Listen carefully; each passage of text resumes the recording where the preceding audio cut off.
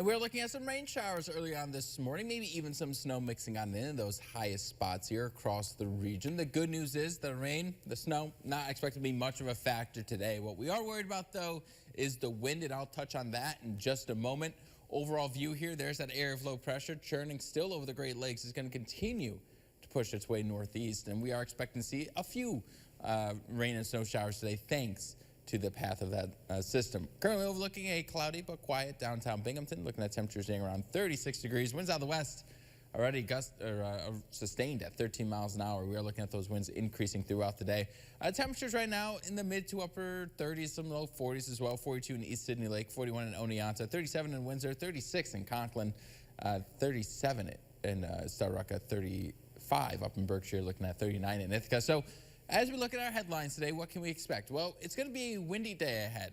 Wind advisories that go into effect later on today. That just shows you how windy it's going to be.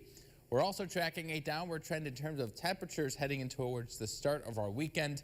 Don't put away the winter gear quite yet, but you could probably put the winter gear away at least for next week, because we are looking at a major warm-up on the way. And then we are still tracking those area waterways, but based on recent guidance here and based on the recent gauge reports, I think we're in the clear here for the major significant issues, although ice jams still remain a risk here as we head on throughout the next couple of days. Wind advisories go into effect today. If you're west of I-81, we are looking at those going to effect at 11. If you're east of I-81, looking at those going to effect at 3 o'clock this afternoon. They both expire at 4 o'clock. Doesn't matter when tomorrow morning where you're located. We're all going to see some pretty breezy conditions. And the winds start off today relatively on the calm side, but look what happens as we head on into the afternoon. You'll notice these winds start to ramp up a bit. 35, 40, maybe even 45 mile per hour wind gusts are possible.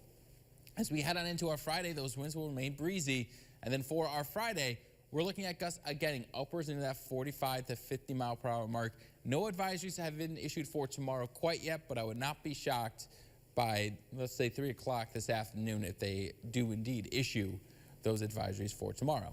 Now, when we look at precipitation-wise, we're looking at mainly cloudy skies today. Again, a few isolated snow showers are possible. I am not expecting this to give us much in the way of any significant snow, however.